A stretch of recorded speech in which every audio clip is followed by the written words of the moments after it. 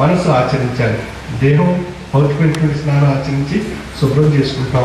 అదేవిధంగా మనసును ఆధ్యాత్మిక యోగ్యమైనటువంటి జ్ఞానం చేత మనం పరిశుభ్రపరచుకోవాలి. ఆ విధంగా మనసు శరీరం రెండు పరిశుభ్రం కాబడినప్పుడు మనలో పవిత్రత ఏర్పడుతుంది.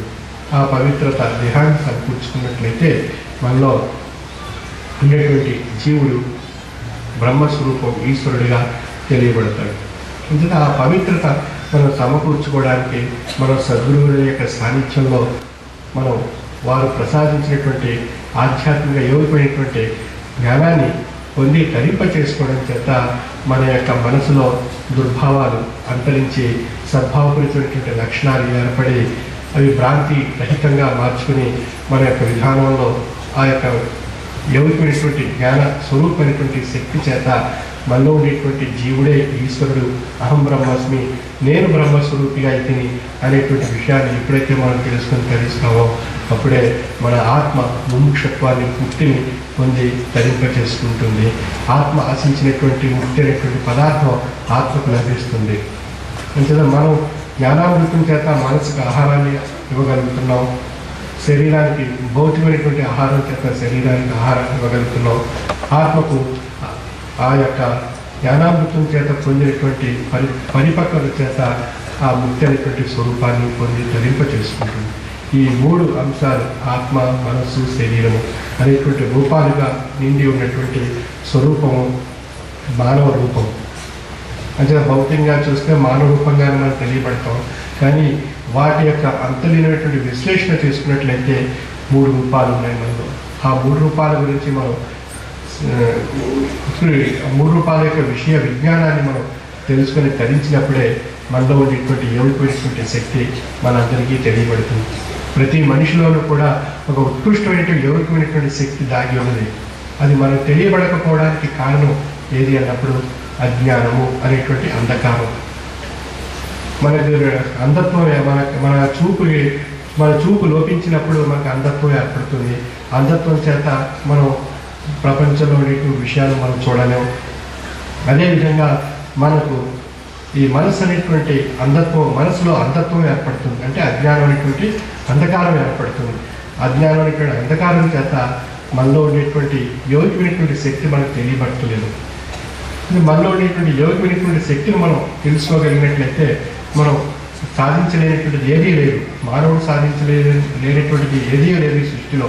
ఇందువల్ల అన్నప్పుడు భగవంతుడు ఒక అమోఘమైనటువంటి శక్తిని ప్రసాదించాడు మానవునికి, మేధాశక్తి. ఆ మేధాశక్తిని సద్వినియోగపరుచుకున్నప్పుడు పరిపూర్ణంగా పూర్తి స్థాయిలో ఆ మేధాశక్తిని మనం సద్వినియోగపరుచుకున్నప్పుడు మానవుడు సృష్టిలో సాధించలేనటువంటి ఏదీ లేదు. అయితే ఆ భగవంతుడు ఈ సృష్టిలో ప్రకృతి రూపంలో అనేక పదార్థాలను, అనేక విషయాన్ని ఎన్నో నిగూఢంగా దాచిపెట్టాడు. ఆ బ్రహ్మస్వరూపం ఆ దాచిపెట్టినటువంటి అనేక విషయాలను మనం తెలుసుకొని మనకు అన్వయింప చేసుకొని మనం తరించాలి అన్నట్లయితే మనకు ప్రసాదించినటువంటి మేధాశక్తిని విజ్ఞానంతో సద్వినియోగపరుచుకున్నట్లయితే మనం ఈ ప్రకృతిలో ఉండేటువంటి భగవంతుడు దాచిపెట్టినటువంటి నిగూఢంగా ఉండేటువంటి అనేక విషయాలను మన విజ్ఞాన స్వరూపమైనటువంటి మేధస్సు చేత ఛేదించి తెలుసుకొని అవి మనకు అనుకూలంగా అన్వయింపజేసుకొని మనం వాటి ద్వారా చక్కని సుఖాన్ని, సంతోషాన్ని, మానవాళి కళ్యాణానికి ఉపయోగపడేటువంటి అనేక విషయాలు మనం ఈ ప్రకృతి, ఈ సృష్టిలో ఉండేటువంటి భగవంతుడు దాచిపెట్టినటువంటి అనేక విషయాలు తెలుసుకుని మనం చక్కని జీవితాన్ని గడిపేటువంటి అవకాశం ఉంది. అవి తెలుసుకోలేకపోవడానికి కారణం మనలో ఏది దాగి ఉన్నాయన్నప్పుడు మనలో 6 శత్రువులు ఉన్నారు. అది తెలుసుకోకుండా మరుగున పెట్టేయడానికి ప్రయత్నం చేస్తుంటారు. వారే అరిషడ్ వర్గాలు, కామ, క్రోధ, మద, లోభ, మోహ, వాత్సర్యాలు. మరియు భౌతికంగా ఉండేటువంటి భ్రాంతి అనేటువంటి ఆశ. మరి ఈరోజు కొంత సంపాదించాం, మరి కొంత సంపాదించాలి, దానికి రెట్టింపు 3 రెట్లు 4 రెట్లు అలా సంపాదించుకుంటూ పోవాలి. చివరికి మనం భోజనం చేసేది అంతా గుప్పెడు అన్నం తప్ప మనం గుప్పెడు బంగారాన్ని తిన్నాం, గుప్పెడు వజ్రాన్ని తిన్నాం, మనం గుప్పెడు మట్టిని తినలేము. ఇలా మట్టిని తినలేము, బంగారాన్ని తినలేము. మనం ఏది తినగలుగుతున్నామో మన చిన్న కోసం ఏది ఆశిస్తుంది? గుప్పెడు అన్నాన్ని ఆశిస్తుంది. ఆ గుప్పెడు అన్నం గురించి మనం అనేక రకాలైనటువంటి తాపత్రయాలు, అనేక రకాలైనటువంటి ఆలోచనలతో మనం దాన్ని అజ్ఞానమైనటువంటి అంధకారం మన యొక్క మనసులో రోజు రోజు వ్యాపించడం చేత మనలో ఈ అజ్ఞానం అంధకారమైనటువంటి అంధత్వం చేత మనలో ఉండేటువంటి అయోగ్యమైనటువంటి శక్తిని మనం తెలుసుకోలేకపోతున్నాం. ఇందులో మనలో ఉండేటువంటి యోగ్యమైనటువంటి శక్తిని మనం పొంది ధరింప చేసుకునేటువంటి ఒక జ్ఞాన జ్యోతి కావాలి. అదే ఆధ్యాత్మిక జ్యోతి. ఆధ్యాత్మిక యోగ్యమైనటువంటి జ్యోతిని మన మనసులో వెలిగించినట్లయితే మన మనసు వికాసం చెందుతుంది, మనసు వికసింపబడుతుంది.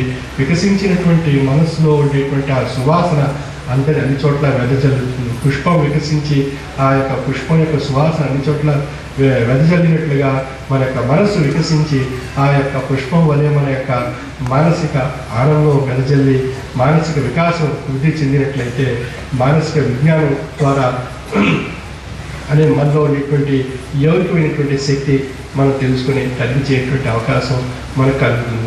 అటువంటి శక్తిని మనం సంపాదించినట్లయితే ఆ శక్తి ద్వారా మనం ఏదైనా సాధించవచ్చు, ఏదైనా మనం పొందవచ్చు, ఏదైనా ధరించుకోవచ్చు. ఇందులో ఆ యొక్క శక్తిని పొందకుండా మరుగున పడేసేదే, మరుగున పెట్టేటువంటిదే భ్రాంతి, భౌతికంగా ఉన్నటువంటిది, అంతర్యంగా ఉండేటువంటి అరిషడ్ వర్గాలు. అంచేత అనేక తత్వవేత్తల్ని, ప్రవక్తల్ని, అవతారాన్ని, తత్వవేత్తల్ని, ఋషుల్ని, యోగుల్ని అందరినీ కూడా భ్రాంతి అనేక రూపాలుగా పరీక్షించడం జరుగుతుంది. విశ్వామిత్రుడు, మేనక కథ మనందరికీ తెలిసిందే. అదేవిధంగా అనేక మంది ఋషులు, యోగుల యొక్క కథల్లో అనేక మందికి ఆ భ్రాంతి అనేక రూపాలుగా అది భ్రాంతిని మరుగున పడేసేటువంటి ప్రయత్నం చేస్తుంది. వాటిని తెలుసుకున్నటువంటి ఆ యొక్క స్వరూపాలు వాటిని త్యజించి తనలో మించినటువంటి దానికి మించినటువంటి మరొక అధికమైనటువంటి శక్తి మనలో నిండి ఉన్నది, ఆ శక్తిని మనం పొందుదాం అనేటువంటి జిజ్ఞాస లక్ష్యంతో మనం ప్రయత్నం చేసినట్లయితే మనలో ఉండేటువంటి అమోఘమైనటువంటి శక్తి బయటకు వస్తుంది. ఉదాహరణ చూడండి, అణువు అన్నప్పుడు పదార్థం శక్తి మిశ్రితంగా ఉంది. అణువు దాన్ని ఛేదించినట్లయితే ఒక గొప్ప అమోఘమైనటువంటి శక్తి వెలువడుతుంది. ఆ శక్తి మనం సద్భావంతో సద్వినియోగపరుచుకున్నట్లయితే అది మానవ కళ్యాణానికి ఉపయోగపడుతుంది. దుర్భావంతో ఆ యొక్క అణుశక్తిని మనం ప్రేలుడి పదార్థంగా ఆటం బాంబు కింద ఉపయోగించుకున్నట్లయితే, అణుబాంబు కింద ఉపయోగించినట్లయితే అది దుర్భావం చేత కలిగినటువంటి మానవ కళ్యాణానికి నష్టాన్ని మానవ వినాశానికి దారితీస్తుంది. అంటే అక్కడ సద్భావం, దుర్భావం అనేటువంటి లక్షణం చేత ఆ యొక్క పదార్థంలో ఉండేటువంటి శక్తిని మనం కళ్యాణానికి ఉపయోగించవచ్చు, లేదా దుర్భావం అనేటువంటి లక్షణం చేత వినాశానికి ఉపయోగించవచ్చు.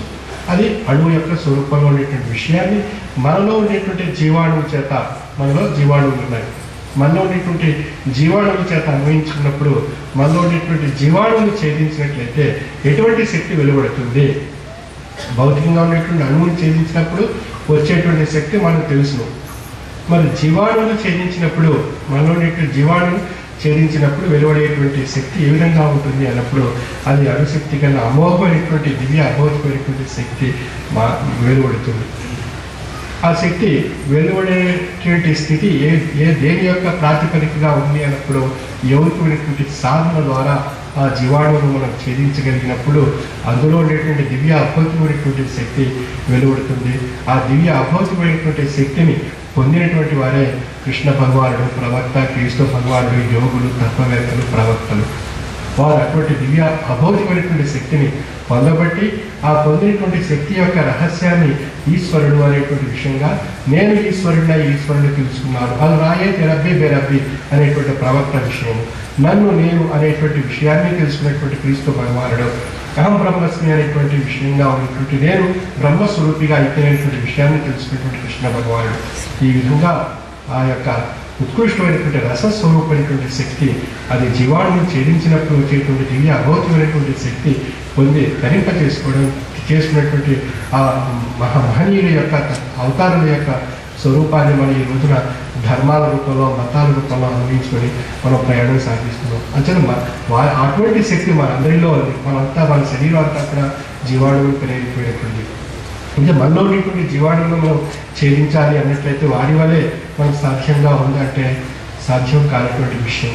మనం కూడా సాధించగలగాలి అన్నట్లయితే మనం సాధన చేయాలి. ఆ సాధన ఏది అన్నప్పుడు ముందుగా అరిషడ్ వర్గాలను స్థాయిపరుచుకుని భ్రాంతిని ఛేదించి